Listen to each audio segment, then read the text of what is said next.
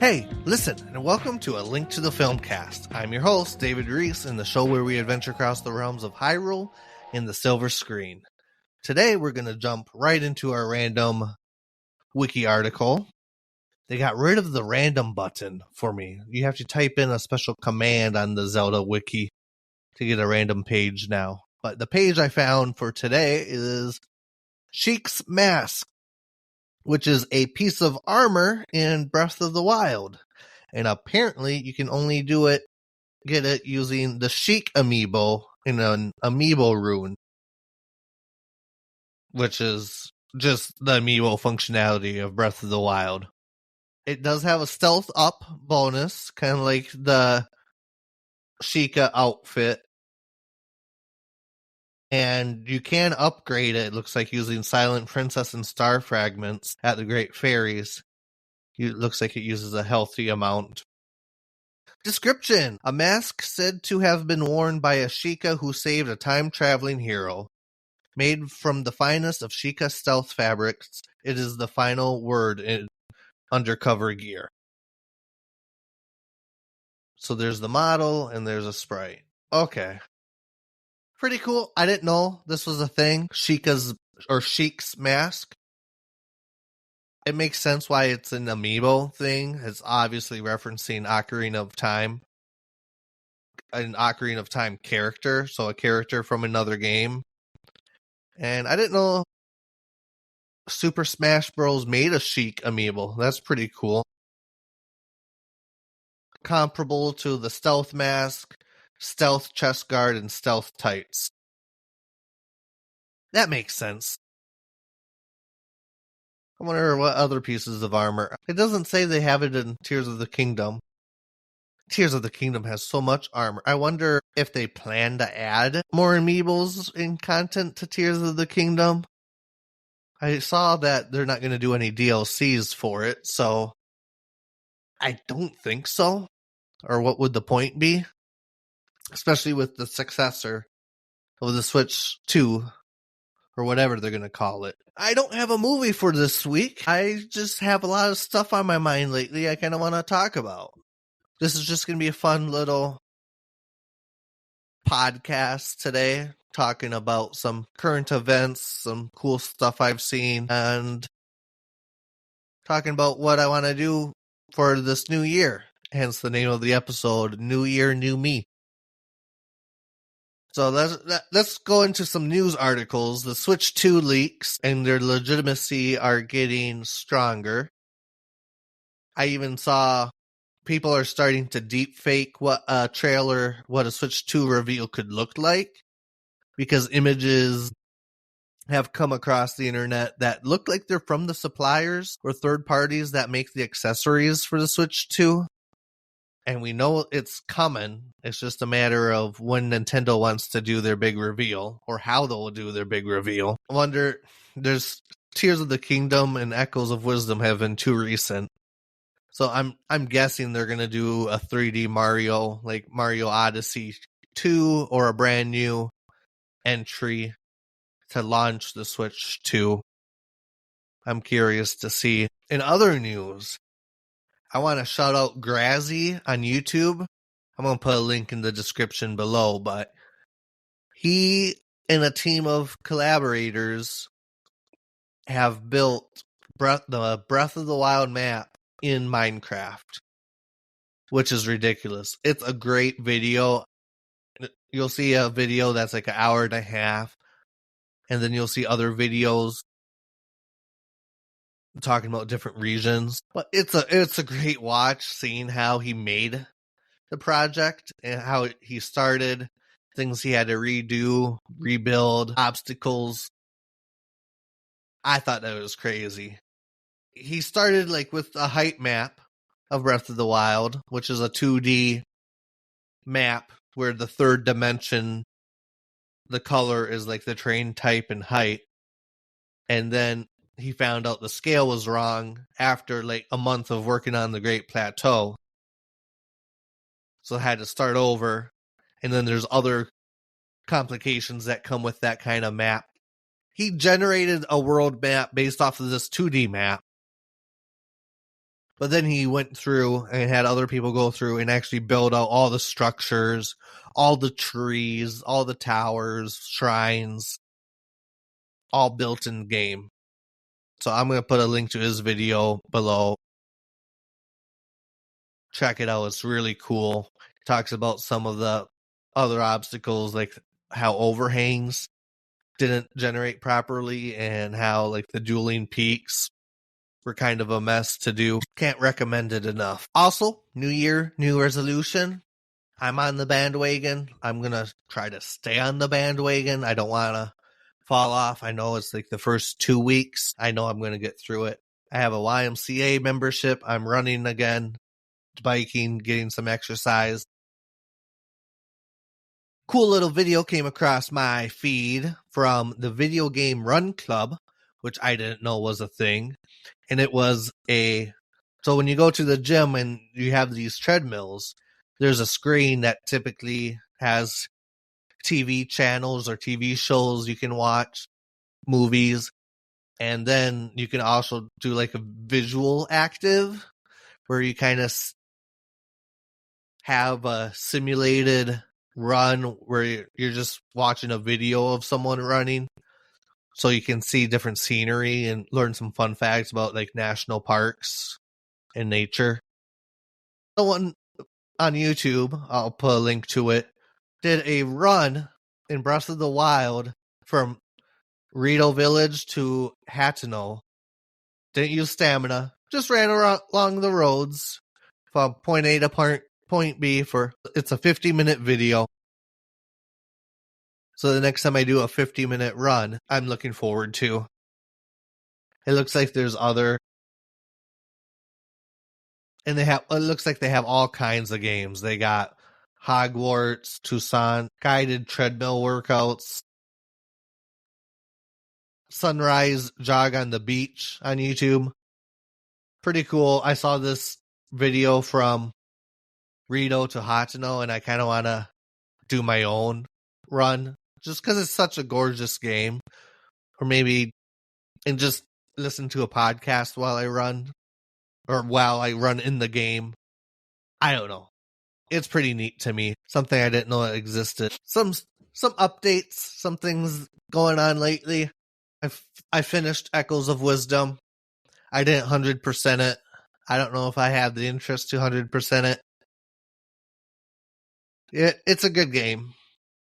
It's a good game. The experience was fun. I want to say that like the first 5 hours shined the brightest. And then as you went through the game, the puzzles were a lot of the same. But then you get to these different regions with different characters, and then the story is more touching. Even though how many different ways can I use bed bridges and solve elemental puzzles with the fire guys or whatever Echo of the Week is to solve the puzzles for this dungeon. I'll probably do a spoiler cast in the future. Don't want to do that right away. I want to maybe do a second run through before I do a full review. But I finished Echoes of Wisdom. It was a good time. I'm kind of taking it easy until March when the next Xenoblade game comes out. Playing some Tears of the Kingdom. I've come across the Tears of the Kingdom bingo, so I think I might grab a bingo card and start a save file and see what I can do for it.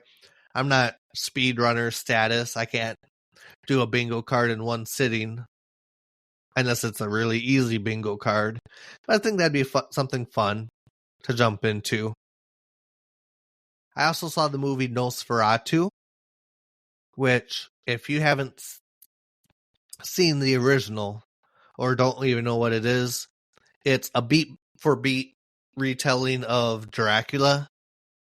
Just they changed the names and the location to avoid copyright infringement, which didn't work. The courts ruled that it was copyright infringement. You can't just change the name of the characters and the city and call it good. But since it has such a critical part in film history, It's a film over 100 years old. They did the remake. Interesting choices they did in the movie. I will say William Dafoe kind of brought you out to what it was supposed to be. There's some parts where Lily Depp, Johnny Depp's daughter, makes some acting choices, and there's some character design for Nosferatu that I have opinions on. Like, spoiler alert for Nosferatu, but they gave him a big mustache. I don't know. There was something about it, the presentation of it, that threw me off. And then I also finished a game, Final Fantasy VII Remake, on the PlayStation 5. There's pros and cons. I've never played a Final Fantasy game, and I kind of want to play another one, just not the 3D style. And I'll talk about that later. But here's the things I liked about Final Fantasy VII Remake. I liked the story they had to tell. I liked the characters and the way they developed the characters throughout the story. And I think it's a gorgeous game. All the visuals look good. Nothing's half-baked. It's a fully fleshed out game. Cons, the pacing. It's divided into chapters, and then the last 3 chapters make you feel like, okay, this is it. This is the end of game. This is the end of game. But nope, it kept going. Some chapters had side quests where the map opened up and you could explore a little. But other than that, the combat itself was an interesting system. And maybe I wasn't engaging with it fully, but I didn't find it the most fun to play. It seemed like I was walking down a hallway almost. Got into a fight, hit the buttons, did the attacks, deliver damage, or if the enemy had a certain weakness, assess them and figure that out. And then after the fight, maybe a cutscene or just keep on moving. And there's a lot of cutscenes in this game. Like, the cutscene to gameplay ratio is a little ridiculous. Like, I've seen the jokes where they're like, okay, let me play a Final Fantasy VII, and then they put the controller down to watch a cutscene. And the cutscenes are gorgeous, and the story to be told, I'm not familiar with Final Fantasy VII, so it was new to me, and I thought it was pretty cool. So I'm mixed on if I want to play the DLC, the intermission, or Integrate, or get Part 2 Rebirth. Let me know if you have any thoughts, if you've played it. Feel free to write in. I want to talk about it to some people that have played Rebirth or Intergrade. Right now I'm leaning towards, I don't know, I might YouTube it, but then it's not the same as sinking your teeth in. I'm mixed. I really am. I like the characters, and I know there's so much more for the story to be told. So we'll see. Jumping into more film criticism. Looking ahead, I want to get more into the different film sites, Rotten Tomatoes, Letterboxd, Ebert, critic score versus audience scores, the Oscars, Academy Awards. I want to explore those more. I know on the holiday extravaganza, I mentioned some interest, and I want to look into those more. Because there's movies that don't always align with how, like, their reviews or critic score isn't always aligned with how I felt with the movie. And I'm curious what that is. What's that distinction on what makes loved by critics, loved by audiences, or loved by me? Because sometimes audiences and critics love it, but I don't. Or critics and I love it, or audience and I love it. Or maybe they don't love it and I do. I was like, what is it about the movies that make them click? I understand sometimes going in with a different set of eyes, how you think about a movie. as you're going into it, as you're starting it, your mindset, maybe your experience with the genre or the setting.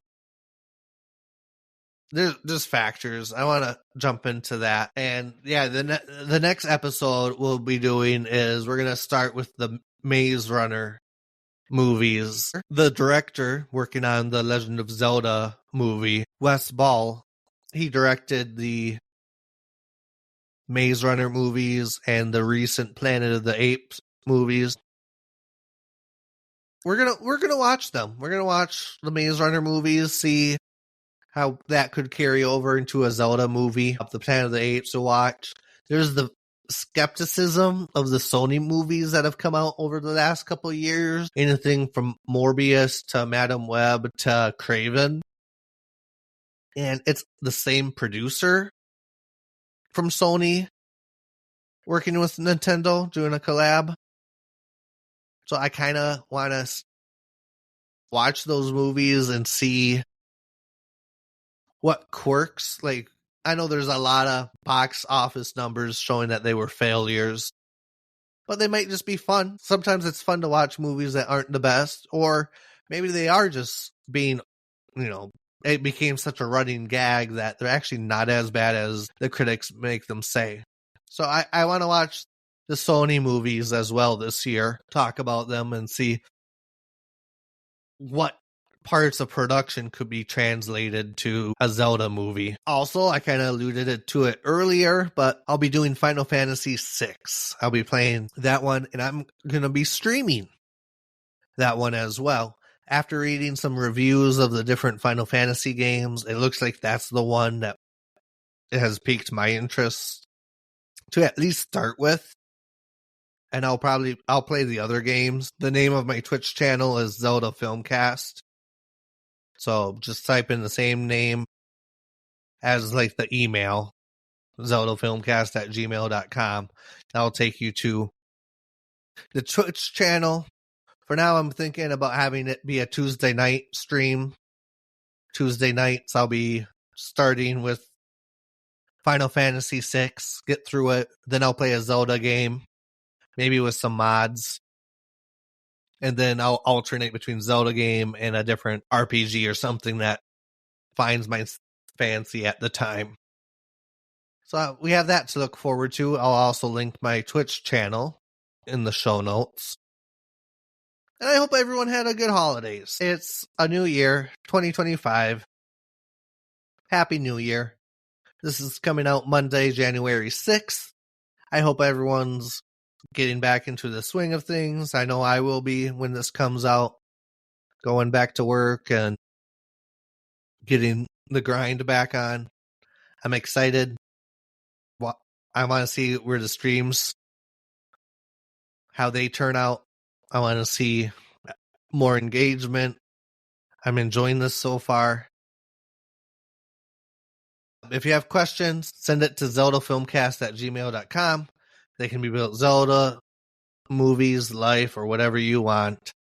There's some other things I've been finding an interest in lately, like running videos I mentioned earlier, where there's just different sceneries, or even just random games within Zelda that you could play, like the bingo card or randomizers that I'm curious to explore. But that's going to be it for this episode. If you like what you heard, tell a friend, leave us a review. Thanks for listening, and as always, may the Triforce be with you.